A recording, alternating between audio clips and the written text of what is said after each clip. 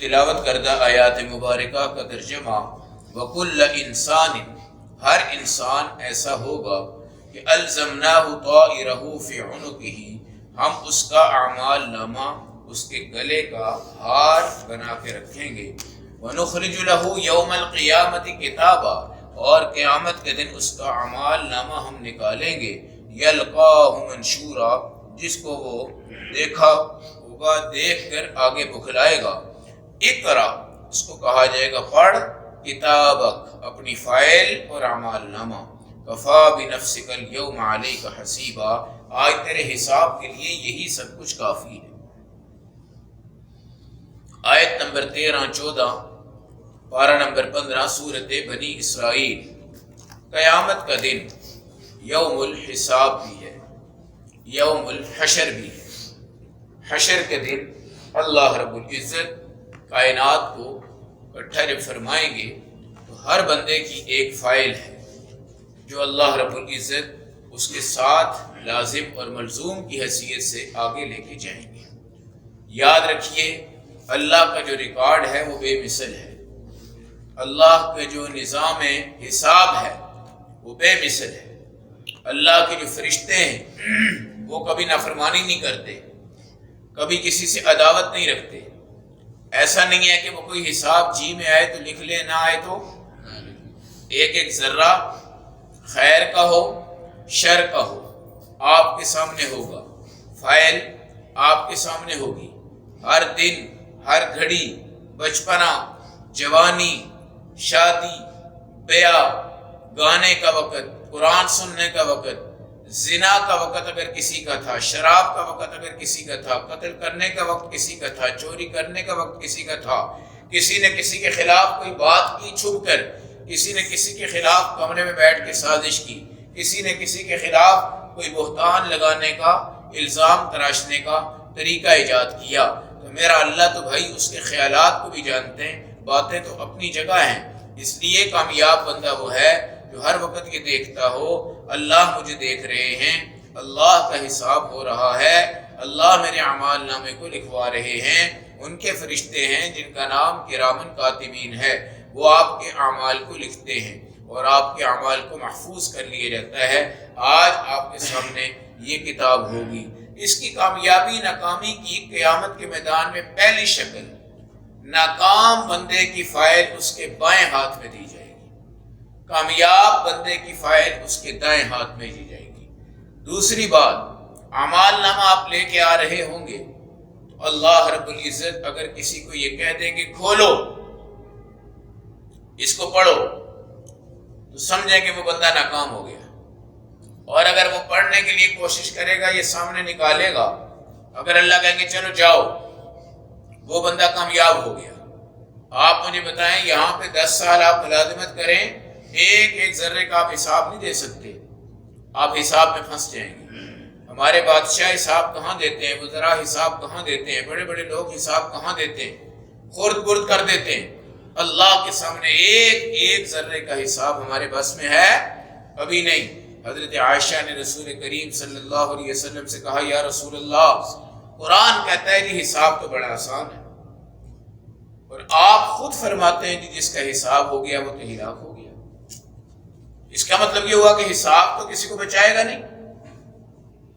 حضور نے فرمایا عائشہ قرآن کے حساب کا مطلب یہ ہے کہ اللہ تمہیں دیکھ کر کہیں گے چلو بھائی نکل جاؤ، چلو بھائی نکل جاؤ، نہیں کھولتے تمہاری فائل، نہیں کھولتے۔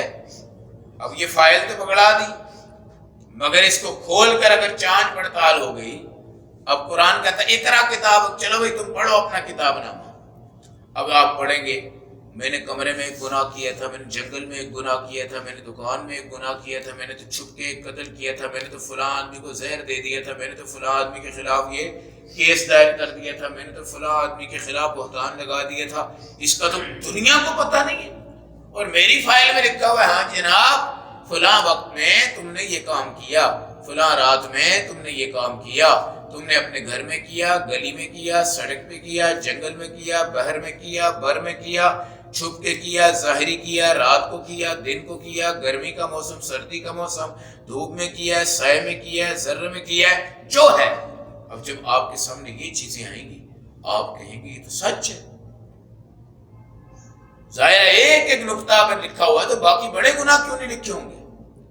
اب آپ پڑھتے جائیں گے اور اللہ پوچھیں گے ہاں بھائی میرے فرشتوں نے کہیں غلطی کی ہے، دیکھو کوئی چیز چھوڑی ہے؟ کہے گا نہیں اللہ ایک ایک ذرہ نے لکھ دیا، کوئی ظلم نہیں ہے، کوئی ظلم نہیں ہے۔ اگر یہ پڑھ لیا گیا، خدا نے جانچ پڑتال کر لی، اب یہ بندہ گیا من نوقش الحساب فقد ہلک، اس کے حساب کی جانچ پڑتال، یہ آڈٹ والے آتے ہیں نا، آڈٹ کرنے آتے ہیں تو محکمے والے جو ہوتے ہیں، جو بھی کام والے ملازم وغیرہ ہیں، وہ بڑے تیز ذہن کے ساتھ ہر چیز کو ایڈجسٹ کر کے رکھتے ہیں۔ کیا رکھتے ہیں؟ ہر چیز کو۔ آڈٹ والوں کا کام کیا ہوتا ہے؟ ان کی چوری پکڑنا اور ادارے کو بتانا بھی آپ کے یہاں چیزیں غلط ہو رہی ہیں۔ اب آڈٹ والوں میں کامیاب بندہ وہی ہوتا ہے جو ادارے کو بتائے کہ بھائی یہ تمہارا نقصان ہو رہا ہے، اس سے بچ جاؤ، ایسے بچ جاؤ۔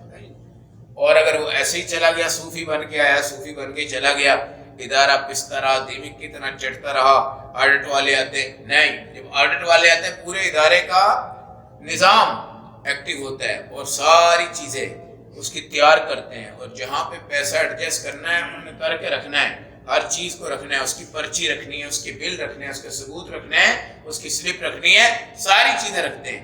آڈٹ ہوتا ہے، پھر آڈٹ والا اتنی گہرائی سے جانچ پڑتال کرتا ہے، جب وہ مارک کر جاتا ہے بھئی آپ کا کلیئر ہے، اس کا مطلب یہ ہوتا ہے کہ فیکٹری میں حساب کتاب کیا ہو رہا ہے، بالکل ٹھیک ہو رہا ہے۔ اس لیے آج یہ آڈٹ ہے اور یہ اعمال نامے سامنے ہوں گے۔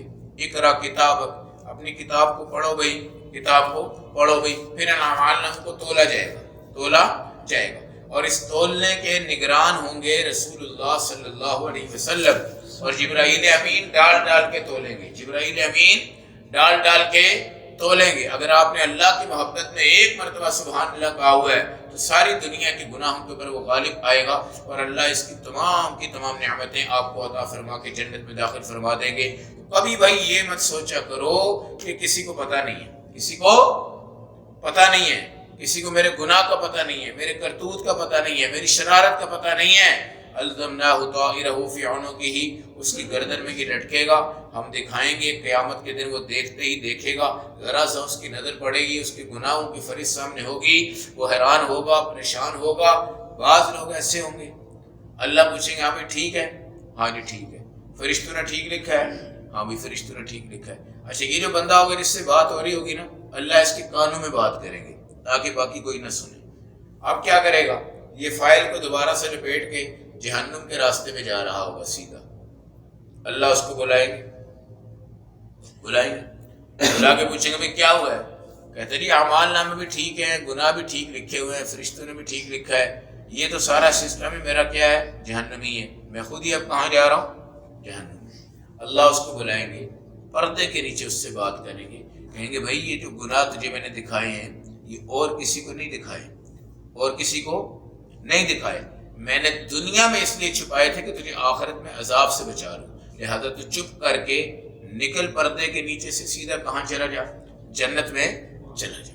یہ اللہ کا نظام ہے، یہ اللہ کا۔ اس لیے حدیث کے اندر آتا ہے کہ رسول پاک نے ایک دن اپنے رب سے کہا کہ جی بنی اسرائیل کے جو کرتوت تھے، گناہ تھے، وہ ظاہر کر دیے جاتے تھے۔ کیا کر دیے جاتے تھے؟ ظاہر۔ ان کے چور کو بھی پتہ لگ جاتا تھا۔ وہ دیکھیں وہ جس بندے نے قتل کیا تھا، سورۃ البقرہ میں واقعہ آتا ہے، جائیداد کے لیے ہیں، ایک گائے کو ذبح کیا تھا، اس گائے کو اس کے جسم پہ ایسے مارا تو وہ زندہ ہو کے بول پڑا تھا کہ مجھے فلاں بندے نے مارا ہے۔ بنی اسرائیل میں گناہ ظاہر ہو جاتے تھے، اور پہلے یہ تھا کہ جب پہلی امتیں گناہ کرتی تھی نا، ان کے لباس بھی اتار دیے جاتے تھے۔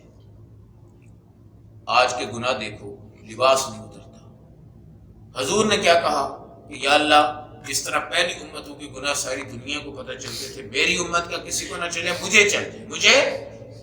اللہ نے کہا نہیں اے محمد صلی اللہ علیہ وسلم، آپ کو بھی آپ کی امت کے گناہوں کا میں نہیں بتلاؤں گا، میں ان کے گناہ چھپاؤں گا اور چھپا کر ہی میں ان کو معاف کر دوں گا۔ یہ فضل خدا ہے۔ کیا ہے؟ فضل خدا ہے۔ تو اعمال نامہ ہے، حساب کتاب ہر چیز موجود ہے۔ اس لیے کم از کم یہ سوچنا ہوگا کہ مرنے کے بعد تو بھائی میرا سارا سسٹم کائنات سے کیا ہو جائے گا؟ منقطع ہو جائے گا، اور میں نے اپنے اللہ کو حساب دینا ہی دینا ہے، دینا ہی دینا ہے، دینا ہی دینا ہے، اور اس کے اندر میں بالکل نہیں بچ سکتا۔ اس لیے میں اپنا تعلق اپنے اللہ سے جوڑوں اور پہلے سے ہی کہوں یا اللہ میں گناہ گار ہوں، میں گندا ہوں، میں خراب ہوں، میری طبیعت گندی ہے، میرا جسم گندا ہے، اللہ تو مجھے پاک کر دے۔ اور پاک کس کو کہتے ہیں؟ پاک کا مطلب ہے اللہ آپ کے گناہوں کو اعمال نامے سے مٹا دیتے ہیں۔ دوسرا مطلب جو فرشتوں نے یاد کیے ہوتے ہیں نا، اللہ ان کے ذہنوں سے ہی نکال دیتے ہیں، ان کو بھی نہیں پتہ چلتا کہ یہ کیا ہے، گناہ۔ اس کا مطلب ہوتا ہے اللہ آپ کو معاف کرنا ہے۔ اللہ ہم سب کو اپنے اعمال نامے کی فکر کرنے کی توفیق دے، اور دائیں ہاتھ میں اللہ ہمیں اعمال نامہ نصیب فرما دے۔